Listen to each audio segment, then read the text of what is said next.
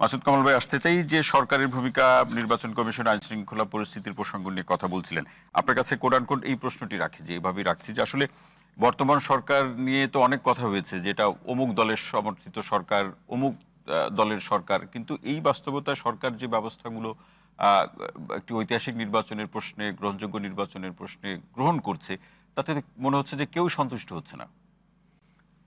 আমি তো দেখি না আসলে, আমি তো কাউকে বলতে শুনি নাই যে আমরা খুব সন্তুষ্ট। এখন আমি শুনি না, এখানেও শুনলাম না, পত্রপত্রিকাতেও দেখে কেউ বলে নাই যে সরকারের প্রত্যেকটা পদক্ষেপ এত সুন্দর, এত অসাধারণ, যে এরকম পদক্ষেপ, এরকম ব্যবস্থা আমরা এর আগে কখনো দেখি নাই। এরকম কাউকে বলতে শুনি নাই ভাই পর্যন্ত। আমি সবাই সন্দেহ। এখন ঘটনাটা জানেন, জি, আগে কি হতো, আগে অনেক সময় হতো কি, যে সরকারের উপর মানুষ সন্দেহ করতো সরকার বোধহয় কোনো জায়গায় পক্ষপাত দুষ্ট আচরণ করছে। এখন হলো এই সরকার এতই অদক্ষ যে পক্ষপাত দুষ্টতা দেখাতে গেলেও তো এক ধরনের দক্ষতা লাগে, যে আমি দুইজনের মধ্যে উনাকে সাপোর্ট করবো, কিন্তু উনি টের পাবে না, উনি টের পাবে না। এটা কিন্তু হয়ে যাওয়ার পরে টের পায়, আগে টের পায় না। এটা কিন্তু দক্ষতা লাগে, এদের এই দক্ষতাও নাই। বাস আমি সবসময় বলি যে আমার দেখা মতো এই বছর, এত বছরের জীবনে এরকম অদক্ষ সরকার আমি জীবনে দেখি নাই। ওনার দেখলে একটা মাত্র দক্ষতা আছে, আমি মাঝে মাঝে কিন্তু অবাক হয়ে ভাবি ইউনূস সাহেবের একটা যোগ্যতা অসাধারণ। এটা হলো গিয়া যে উনি এতগুলি অযোগ্য লোককে একসঙ্গে করলেন কেমন কিনা, এটা কিন্তু এটা বিরাট যোগ্যতা। মানে আমি একটা লোক পাইলাম না যে লোকটা নাকি মনে করেন যে দুর্দান্ত পারফরমেন্স দেখালো, এবং উনি এতগুলি জোগাড় করিয়া নির্লিপ্ত ভাবে চুপচাপ বই থাকেন।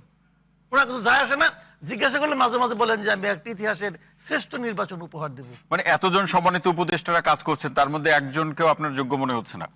তুলনামূলক ভাবে দেখলে দুই একজন তো আছেই, তুলনামূলক ভাবে দেখলে তো এদের মধ্যে বেটার। আচ্ছা, এদের মধ্যে একজন বেটার আছে, আমি বলি আপনাকে, ওই যে যোগাযোগ এবং জ্বালানি বিষয়ক যিনি আছেন ফাউজুল কবির খান, ওনাকে আমি তুলনামূলক ভাবে বেটার মনে করি। জি। দ্বিতীয়টা খুঁজতে গেলে আমাকে মানে আধা ঘন্টা সময় দিতে হবে, কারণ দ্বিতীয়টা খুঁজতে হলে আমার মিনিমাম আধা ঘন্টা লাগবে খুঁজে বাই করতে। আরেকজন কি? তাহলে ঐতিহাসিক নির্বাচনের অঙ্গীকারের মানে ভাই কি offer? ভাই আমি বলি আপনাকে, উনি একটা নন পলিটিক্যাল লোক।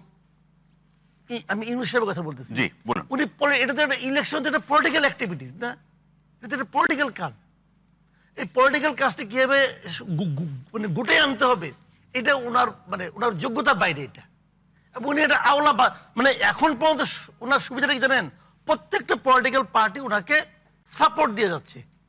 সবাই কিন্তু মুখে মুখে বলে ভালো হচ্ছে না, অমুক হচ্ছে না, তা কেউ কিন্তু বলে না যে তুমি অযোগ্য, কেউ কিন্তু এর উচ্চারণ করে না। দুই একটা আমাদের মতো দুই একটা পাগল ছাগল করে, আর কেউ করে না কিন্তু। সবাই তাদেরকে বলে ঠিক আছে ভাই কামটা সারেন। ওইটা হয় কেন জানেন বলি ঘটনাটা। ধরেন আপনি বাসার মধ্যে আছেন, আপনার 2 বছর 2.5 বছরের বাচ্চা হাতে একটা ছুরি নিয়ে ঘুরতেছে, আপনার লক্ষ্যটা কি হবো? বাবা কিছু করিস না, দে আমাকে দে, ওকে আমাকে দে, তোর চকলেট দেবো, মানে কোনো মতো গেলে ছুরিটা তুই ফালা। এই অবস্থাটা এদের, মানে সবাই আতঙ্কগ্রস্ত যে কোনো মতো ইলেকশনটা পার হোক। ইলেকশনটা পার হলে একটা পলিটিক্যাল গভর্নমেন্ট, সবাই কিন্তু তাই বলে একটা পলিটিক্যাল গভর্নমেন্ট আসুক, জনগণ এটাকে নির্বাচিত করবে, যারাই করুক ভাই আমার কোনো আপত্তি নাই। কিন্তু এরকম জবাবদিহিতা ছাড়া তো কোনো গভর্নমেন্ট থাকবে না।